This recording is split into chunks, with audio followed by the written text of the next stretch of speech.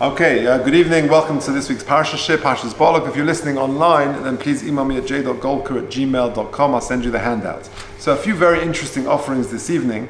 The first is from the Chidushei Reb Shlomo. Reb Shlomo Hyman was one of the great Rosh Hashivas of the last century. Born in Europe, but he was one of the great lamdonim of the generation, and he was the Rosh Hashiva that sort of developed the great sort of next generation of Rosh Yeshiva in America. A tremendous lamdan, and he's got chidushim. And I came across this in Rabbi Yaakov Bender's sefer on Chumash, a beautiful sefer, and he says something very interesting on the parsha. If you take a look at the first box, Uvi Mishnah Avos, he quotes the famous Mishnah in Pirkei Avos that many people quote in this week's parsha. The Mishnah says in the 5th parak, Kol mi sheyesh halolu shleisha dvarim, anyone who has the following three midos, the three following character traits, biyod mitalmido shel Avram Avinu. He's a student, the Talmud of Avram Avinu, v'shleisha dvarim acherim mitalmido shel Bilam harasha, and the following three is a Talmud of Bilam. Ayin tova, if a person has a good eye, v'ruach nemoicha, and a sort of a low, humble spirit, v'nefesh shefela, and a modest soul, mitalmido shel Avram Avinu. He is a Talmud of Avram Avinu.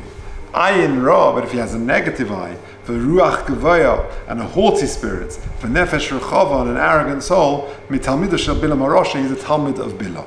Now, that's the Mishnah in Pirkei Avos. Says Reb Shlomo Hyman, next paragraph, v'lechaira tamua, it seems perplexing. V'chirak be'elu hamidas nivdalu Talmidei Avram Avinu mitalmidei Yosef harasha. This is the only contrast between the two groups, between the Talmidim of Avram Avinu and those of Bilam. Halu kerachik mizrach b'marav. They're poles apart. They're east and west. Ha'chiluk shebeneihem. Halol ha'noshim maminim b'borei olam. The Talmidim of Avram Avinu, maminim, they believe in the one God, in HaKadosh Baruch Hu. And the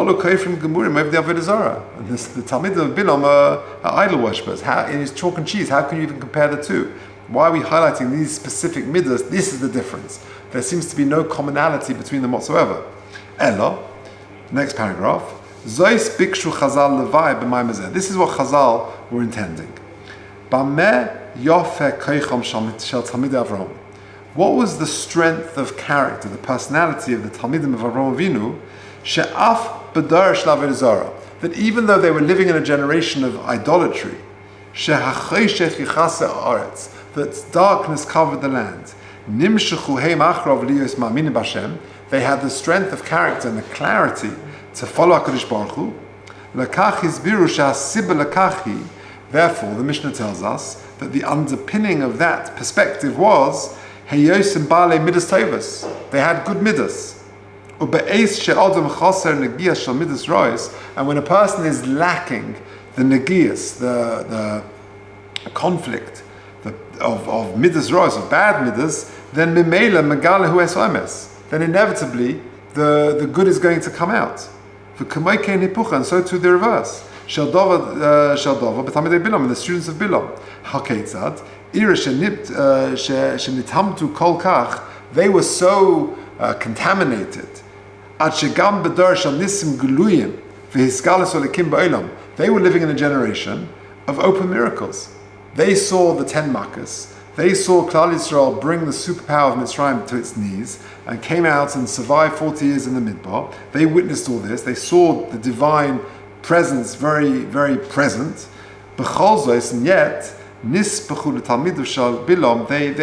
got all confused and they still stuck to their avodah zarah and they followed their terrible ways. Ella, they just had bad midas. And therefore they couldn't see. What's Rabbi Shlomo Hyman saying? He's saying something very powerful. Imagine a magnet. You've got a magnet and you've got a bit of metal. So of course the metal is drawn towards the magnet. There's a pull towards it. If you take cotton wool and you take some paper and some sawdust, and the more you cover the piece of metal, the less the pull is, the less it's drawn. Bad midas is just all the covering, the contamination around the metal. That's what it is. And therefore, if you have good midas, you will be drawn to the emes. End of story. You could be living in a dar of avodah zarah, like the Talmidim of Avram Avinu were, but yet if you've got good midas, there's no sort of impediment to the pull to the emes. Masha'inken, if you've got bad midas, then even though it's blatantly clear, you're just not going to see it. So what the Mishnah is highlighting, says Rabbi Shlomo Hyman, is that the commonality between the Talmidim of Bilam and the Talmidim of Avraham Avinu was that they both went against the tide. In Avraham's Dar, the whole world was a world full of idolatry. And yet, the Talmidim of Avraham Avinu had the good midas to understand, to see the emes. Lahavdil, the Talmidim of Bilam had such bad midas that even though the generation could see the miracles, the open miracles that were there, their bad midas distorted their perspective so much they couldn't even recognize it. And therefore, the commonality between the two is that they went against the tide. And what is the root of them going against the tide? The root is that midas is the difference between them. If you have good midas, regardless of your surroundings, you will gravitate towards the emes. And conversely, if you have bad midas, despite all the open miracles, you're just not going to see it.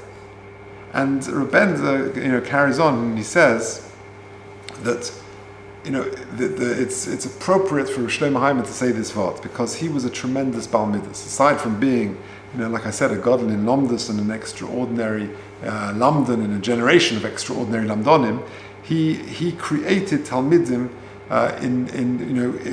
for the next generation, but through his shining personality, he would always speak to students in the third person. We're familiar, or perhaps we should be familiar with speaking to a Rav or Rosh Shiva in the third person. When I came from London to Shiva the first time, you speak in the third person, it's very bizarre. We just weren't used to it in Hasmonean of my day. And speaking, in the third person, we didn't see it, we didn't know it, but that's the appropriate. But he would even talk to his Talmidim. That's Kavod HaTorah. You're an important person. I speak to you in the third person. Rabbi Bender tells a very interesting anecdote that his parents, Rabbi Yaakov Bender's parents, were very close to the Hymans, and they would go on holidays together in the summer. They would be, they'd have Shabbos meals together, and they were very close. The Hymans did not merit to have children, and one time they were walking somewhere in the mountains, I think, and Rabbi Yaakov Bender's mother was expecting. So they came to a doorway, and Rabbi Shlomo Hyman said to Mrs. Bender, "Come, please, you go in first." So she said, "Chas v'shalom, the Rosh Hashiva should go in first. That's the way we do things." So listen to what he said to her. He said, "What I am," he said, this is what he said to Mrs. Bender, "what I am, we know already. But what you are carrying, we have no idea, and we have to show respect for that child." That's the greatness of an individual, but it's particularly greatness of a man who himself was not blessed with children. So you see that this concept of the importance of good midas, in terms of perspectives and being sort of swept up by the tide, is a very beautiful thing and appropriate to have come from the mouth of Rabbi Shlomo Hyman. Okay, let's press on. I now also saw two very interesting ideas in a sefer called Iyunei Chaim. Iyunei Chaim is known to us here in London. That's Rabbi Chaim Shmal Zatzal. Passed away during COVID. He was the Rav of my youth in Goschalk, so I have an affinity towards the sefer. In fact, he's inscribed both Svarim. So if I can, I like to quote him. So he's got two very lovely ideas on the Parsha. Let's look at the first one first. It's paragraph 2. So let's take a look at the Psukim. Says the pasuk in Bamidbar Chaf Beis, pasuk Chaf Aleph. Vayokom Bilon Baboiker. He woke up in the morning. He got up. Vayachavosh es hasoinai, and he himself saddled his donkey. Vayelech Sorei Moav, and he went along with the princes of Moav. Vayicha Av Elokim, and Hashem was very angry with him. Ki holechu, because he was going against what Hashem wanted. Vayisyatsev Malach Hashem baderech, and an angel of Hashem stood in the way. Lesoton loy, as like an impediment to him. He's sort of blocking his way. V'hu roichev al hasoinai, and he was riding on his donkey. V'shnei na'arev imay, and there were two lads accompanying him. Next pasuk. V'ateireh ha'oson es Malach Hashem, and the donkey saw the Malach Hashem standing in the way. Nitzav baderech. V'char bo shalufa b'yodai, and her sword was open. V'ateit ha'oson min haderech, and the donkey sort of moved from the way. Vatelech basod, and he went into the field. Vayach Bilam es ha'osoin, and Bilam hit the donkey. Lahatoisa derech, to put it on the, to get it back on the path. Vayamed Malach Hashem b'mishal hakromim, and the Malach of Hashem stood b'mishal hakromim, in the pathway in the vineyard, in the field, in other words. Geder mizeh v'geder mizeh. Okay, so on the words l'soton loy, that the Malach was standing sort of as an impediment for him, blocking the way, Rashi says this Malach was a Malach shel rachamim. It was a merciful angel. And he really wanted to have Rachmanos on Bilam, to prevent him, to stop him from sinning, that he shouldn't sin and and as a result be destroyed and be obliterated from the world, which is in fact what happened to him. Now, says Rabbi Shmuel a very interesting thing. When you think of a Malach of Rachamim, how would you picture an angel of mercy? I don't know about you, but I would picture an angel, in the proverbial sense, with all in white, with flappy wings, as you would imagine an angel. You wouldn't picture an angel with charbe shlufa biyodai, wielding this big sword. Actually, when I quote Rabbi Shmuel, I think the next part is Rabbi Shmuel. I've got a feeling this is not Rabbi Shmuel. Either way, the message is very powerful. What appears often as a disappointment for a person actually could be in his best interest. In other words, you've got a malach who's standing there with a sword, looking quite vicious and dangerous, but that could be a malach shel rachamim. And the message therefore is that what appears often in life as a disappointment is really HaKadosh Baruch Hu's mercy in disguise. They tell a famous story that was well documented around the time of 9/11, that there was a shul in Manhattan, in the center there, and they had a daily shachris there. People often preferred to commute very early. They would daven in the city center before going off to work. And that particular morning they only got 9 people, and they were waiting and struggling for a minyan. They needed to daven, and they were going onto the streets, looking for a center, looking for a 10th person. And sure enough, eventually, an old man came along. They asked him, could you come in? 10th man needs a minyan. He said, yes, that would be helpful, but I want to daven for the Omid. Fine, daven for the Omid. And many city minyanim, the speed is quite fast. And this fellow was davening slowly. But there were 10, so no one could go. It was, they were trapped. And eventually, they finished Shacharis, way after the regular time they normally finish Shacharis. And then the fellow left, disappeared on the fateful day of 9th of September, 2001. And it turned out that because of that delay, they weren't able to get to their work in time, and they were saved. So what, for them at the time, was a very irritating, frustrating disappointment that this Shacharis, they didn't get a minyan, it was schlepping, and then the guy who eventually comes along, he schleps even more. And they were no doubt irritated and frustrated, but at the end of the day, it saved their life. And therefore, having a Malach Shel Rachamim coming along, V'charba Shlufa B'yodai, actually, it could be Hashem's mercy in disguise. And that's true with all of life. Not getting the dream job, not getting, when Shidduch didn't quite work out the way you wanted it to, or whatever the disappointment is, often that is HaKadosh Baruch Hu's Rachmanos in disguise. They tell apropos to this, talking about Malachim, do they come dressed in white, or do they come with Charba Shlufa B'yodai? I once had a fabulous anecdote with Rabbi Pearl, right? It's well known to us here in London. He's he made a massive impact in the world of chinuch and starting schools, many schools.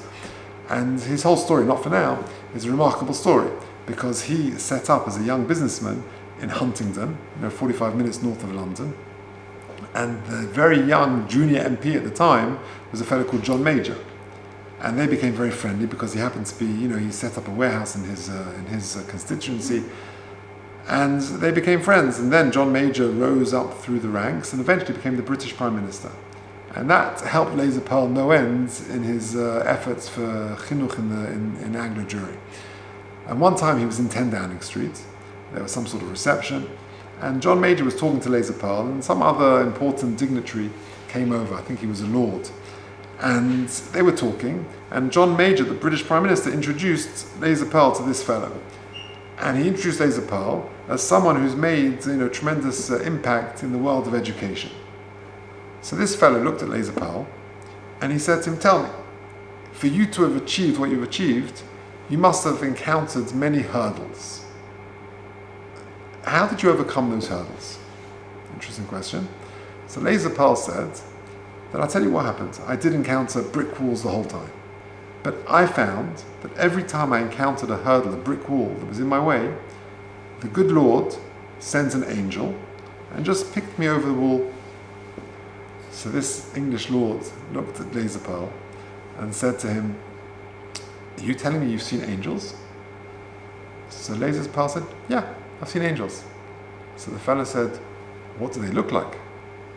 So he said, well, sometimes they're very tall, they have wide wings and they're white and flappy, but sometimes they look like British Prime Ministers. HaKadosh Baruch Hu sends malachim in different guises. Okay, let's press on.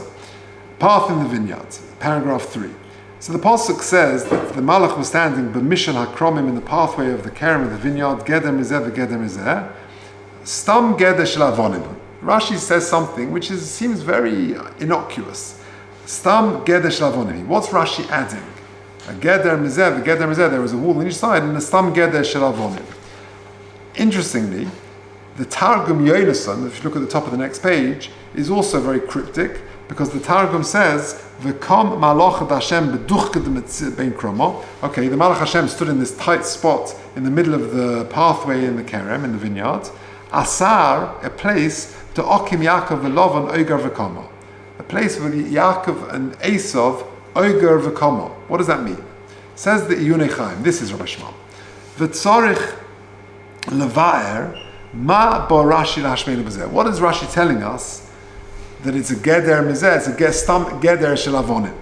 Ve'efshe sherashi bo l'ramis, the divrei Targum Yonason. Maybe Rashi is giving a little nod, is hinting at the nusach of the Targum Yonason, asar da'okim Yaakov v'Lavan oigar v'kama.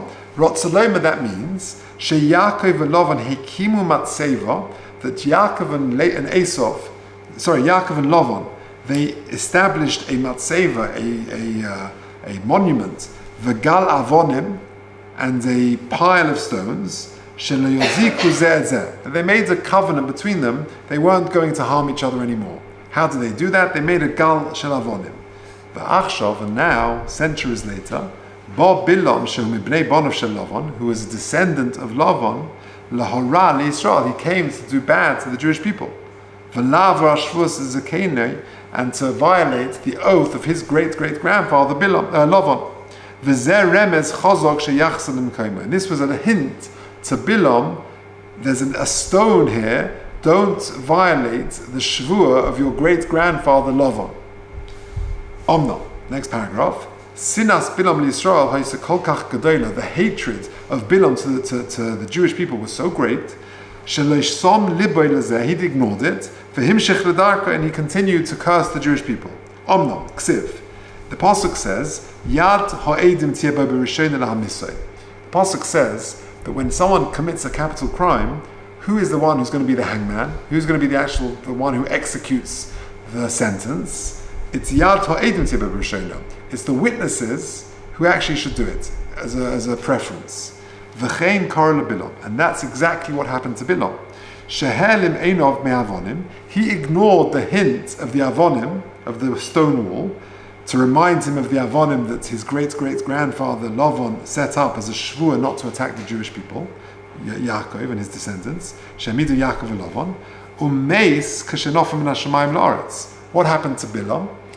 It's a pasuk in Bamidbar Lamed Aleph that what happened was that he was flying, he was using magic to try and further hurt the Jewish people, and then he was attacked and he fell from heaven down and he died. V'hu ka'ein skila, and that's a form of skila. Skila means stoning. Kedisnan, because the Gemara says in Sanhedrin, Perek Vav, Mishnah Dalet, Beis haskila ha'yegvor shtei komos. That Beis haskila, people think is actually, but actually you're being thrown off a high area. So skila, which means stoning, is falling from a height. And that's exactly what happened to Bilam. So we see that the punishment that Bilam received was a form of skila because he violated the stones. He didn't take the hint of the avonim, the geder mizeh, and that's what Rashi is saying. Stam geder shel avonim hu. That the stam geder is of stones, and that was a hint to Bilam that he should have seen the gal avonim, that his great grandfather had made an oath not to attack Yaakov, and therefore his comeuppance was that he was going to have a penalty of skila, stoning, because he missed and he violated the oath, and that's exactly what happened. Falling from that great height is a form of skila. Okay, that was Rabbi Shmuel. Now, in the next idea, Rabbi Shmuel quotes an idea of the Kerem Tzvi. Kerem Tzvi is also here from London. He was a Rav in the East End in the early 1900s, Tzvi Hashverber. So also very interesting insight. The pasuk says, "Hein om klovi yakum," that behold, part of the bracha's words, a people that rises like a lioness, v'chariyis naso, and raises itself like a lion.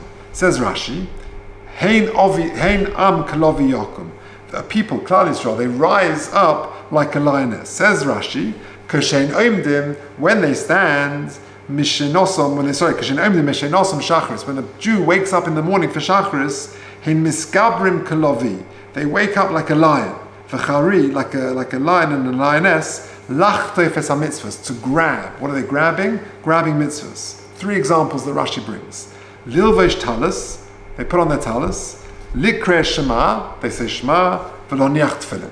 Beautiful. So when the pasuk says, Hein om kalovi yokum v'chari yisnaso, it's referring to the fact that a Jew, when he wakes up in the morning, grabs mitzvahs. Which ones? Lach toifes ha-mitzvahs, lilvish talis, shema, tefillin.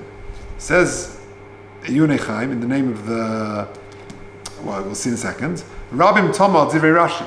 Many have a question on Rashi. What's the kasha? Shehalo ein zeh ha-seder. That's not the order we do things in. El shekoires shema, acha hanochas tefillin. First of all, you put on your talis, then you put on your tefillin, and then you say Kriya Shema. Why does Rashi change the order? And many mefarshim on Rashi, question this. So the tiras, he brings the tiras of the Sefer Kerem Tzvi. A very nice answer. Sherashi nokat seder hachinuch. Rashi is just explaining the order of chinuch, the obligations that a father and a mother have towards their child. Mikoidem k'sheyodea lilvesh tzitzis, oviv koidem lo tzitzis. What's the first thing that kicks in? You buy the little tzitzis, ani yelet katan. We just Baruch Hashem bought for our eldest grandchild, and he's over the age, and we bought him his first pair of tzitzis. So that's the first thing you do. V'zman ma'achakach lo met hayeled ledaber. When the child then learns to speak, v'oz oviv melamda likris hashma. You then teach him to say Shema when he goes to bed, and he actually learns to say Kriya Shema. And then the next thing in the chinuch journey is tefillin.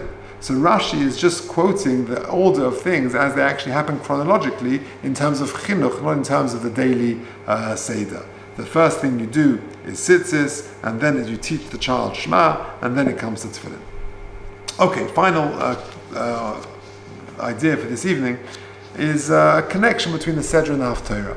And this is something we often like to do. What exactly is the connection between the Seder and the Haftorah? It's one of the most beautiful Haftorahs, containing one of the most beautiful psukim in the whole of Tanakh, I think.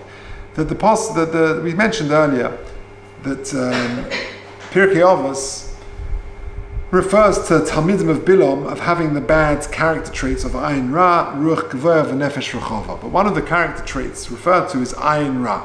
In fact, in past years, we've discussed this in the halacha share, the halachas of Ayin Ra. Can you buy, the baby outfit before the baby is born? All those sort of things. That's in previous shiurim. But one of the midas they have is Ayin Ra. Now, Ayin Ra is serious because that it can be fatal. The Gemara says, I think it's in Bab Metzia, that Rav one time went to a Beis HaKvaros, and he, through his ability, was able to understand how every single person in that Beis HaKvaros died. Why they died. Was it Be'itay, was it Ifnei Zmanai? Did they die at the right time, or did they die for some reason early? And he assessed the situation, and he came out with a shocking conclusion. That he said that 99% of the people buried here died before their predestined time because of Ayin Ra. and 1% made it. And that's a shocking thing to say. So it's very prevalent. The question is, what's the best protection from Ayin Hara? So the Gemara in Bava Metzia says, Rabbi, this is Bava Metzia Mem Beis Amud Aleph, Rabbi Yitzchak, Ein habracha metzuya ele bedova hasamui min ha'ayin. Bracha comes from something which is hidden from the eye. Shenema yitzav Hashem etchois habracha ba'asomecha, in your storehouses. What does that mean? Says Rashi, ba'asomecha dorish leiloshen dova hasamui min ha'ayin. Asomecha is related to the word samu min ha'ayin, which is hidden from the eye. Says Rabbi Yitzchak, the best protection is, if you want bracha, is keep a low profile. Don't flaunt the brachas that Hashem has given you. Now, the Michtav Melio adds a bit something further. This is amazing. In Chelik Dalet on page 6, Amru Chazal, this is a Gemara Eruvin, Mi kimishin is asher, someone who becomes wealthy, tzorich la'asos mitzvah b'mamono. He should do a mitzvah with his wealth. Leval yishloit by ayin hara, so that ayin hara won't be attracted to you. So you win the lottery, you're successful in business. Use the money well for mitzvah purposes, and that way the ayin hara will not affect you. That was in Chelik Gimel. In Chelik Dalet he says, Haribodu kumanusa, shemi she'ena chai ba'ad atzmai, that someone who doesn't live just for themselves, v'hu noisein v'lo noitel, he's a giver and not a taker, b'chol inyolav, in all aspects of his lives, ish kazeh ein ma'ira kina klal. That person will not generate jealousy for other people. And that's really the klal. That if a person wants to avoid and wants to be protected from the ayin hara, he should not act in a way which is going to encourage jealousy of other people. I remember years ago, there was a certain fellow I knew who, Baruch Hashem, things were going well for him. He had made a chasna on one of his children. Then a few weeks later, he made a bar mitzvah. And then he was asked to be the chosn Torah in shul for that simchas Torah. And he turned around and said, "No, I'd prefer not." Why? Because I don't want to be the source of jealousy of other people. You know that I made a chasna, I made a bar mitzvah, now that the chosn Torah. So the fellow, the president of the shul, said to him, he said, "Don't worry about it." And I know this individual. He says, "You do so much for the tzibur, and your house is just full of achos archim." He said, "People aren't jealous of you. People look up to you, and no one's going to be jealous of you." And that's exactly what Dessler is saying. If a person is a noisein v'lo noitel, he's a giver, not a taker, then he's not going to be ma'ira kina, he's not going to arouse jealousy in other people, and therefore he has nothing to worry about. Fine. Ad kan ayin hara, which is one of the themes of the Parsha. What does the Haftorah say? The final pasuk of the Haftorah is a beautiful pasuk. My brother's mitzvah was Parsha's Balak, and my father, Zichron Livracha, pasted this pasuk on like pieces of A4 paper around the hall. He loved this pasuk. Higid lecha adam, let me tell you, ma toiv, what is good, or ma Hashem derish mecha, what does HaKadosh Baruch Hu want from you? At the end of the day, when all things, when you distill everything and you drill down, what does HaKadosh Baruch Hu want from you? This is the Gemara at the end of Makkas, says that Hemidu, the various Nevi'im, would actually reduce Torah to principles. Micha now reduces it to 3 principles. Ki asois mishpat, number 1, do justice. Va'avas chesed, be kind, do chesed. V'altznei aleches im elekecha, and walk modestly with HaKadosh Baruch Hu. V'altznei aleches im elekecha is really the best antidote to ayin hara. That's the best protection for ayin hara. If a person lives a modest lifestyle, does not attract jealousy and behave in a way where he flaunts his wealth and his bracha to attract jealousy, then the Hatznei Leches is the best antidote to ayin hara. So perhaps that's a connection between the Sedra and the Haftarah. So there we have 5 ideas. The first is the idea of Shlomo Hyman. What exactly is the comparison between the Talmid of Avram and the Talmid of Bilam? And really it boils down to Midas Tovas. That both a person's Midas, that dictates whether you are able to go against the trends. And that was the commonality between the two. Then you have that idea of a Malach Sharachamim, even though it was Char B'Shlufa B'Yodai, because often what appears as a disappointment is really HaKadosh Baruch Hu's mercy in disguise. And the story of the shul in New York City. And then you have the path in the vineyard. Why does Rashi say Geder Shel Avonim? And why is that Targum Yonason? What's he referring to? That Yaakov and Lavan.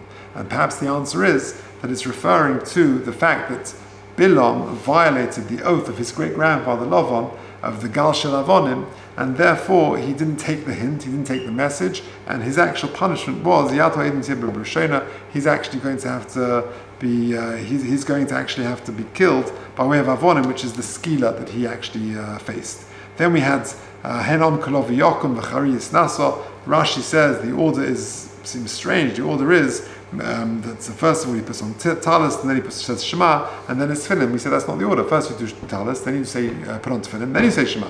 The teretz is that it's all kederech chinuch. That's the order, the way things go in chinuch. First of all, you buy the tzitzis for the kid, then you teach him to say Shema, and then when he becomes bar mitzvah, then you buy him the tefillin. And then we have lastly the connection between the Sedra and the Haftarah, that the best antidote to Ein Hara, one of the themes of the Parsha, is Hatznei Aleches Im Hashem Lekech.